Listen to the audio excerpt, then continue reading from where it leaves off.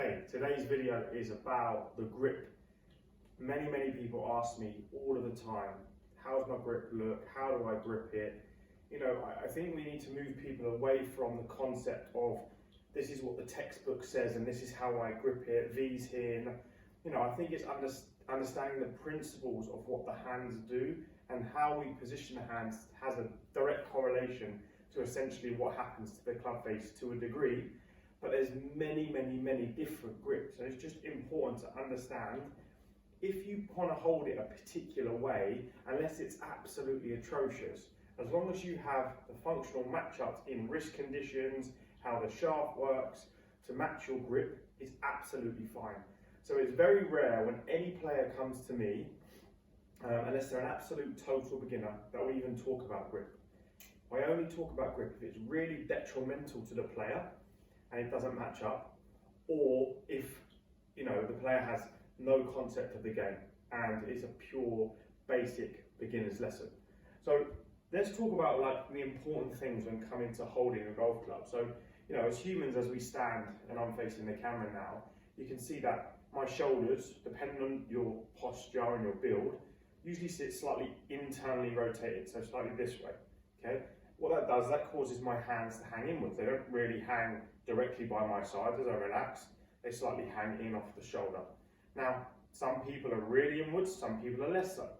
But the concept of what I really like is if you're someone like me who hangs about 30-degree inwards on the hands, if I'm to hold my hand with a 30-degree inward rotation off the shoulder, that's not going to want to move under tension, okay? If I'm someone who has a hand that hangs 30 degrees inwards, but I hold the golf club very weak in my left hand, naturally as I relax that's going to want to turn that club face into an open position. Now again, even if you're really comfortable with a weak grip, someone like Jon Rahm is here, okay? What matches that is as he goes back, he adds what we call flexion or bowing in the lead wrist.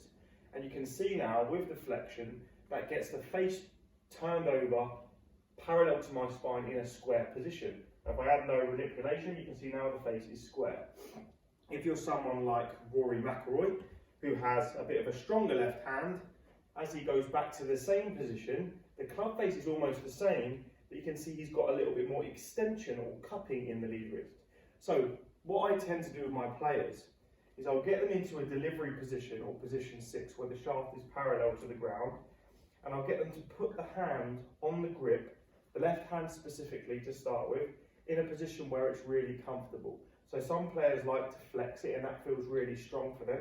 Some people, that's quite uncomfortable on the wrist, so they like to have it a little bit flatter. And again, some people like to have it slightly extended. And then if I then bring it back to normal, you can see from a slightly extended position, I would want this hand slightly more over. If it's flatter, slightly more neutral. If I like it more flexed, slightly more weak. And again, that's the same with the right hand. I really don't care how you hold it, as long as it matches the orientation of the face and the pattern that we're trying to achieve.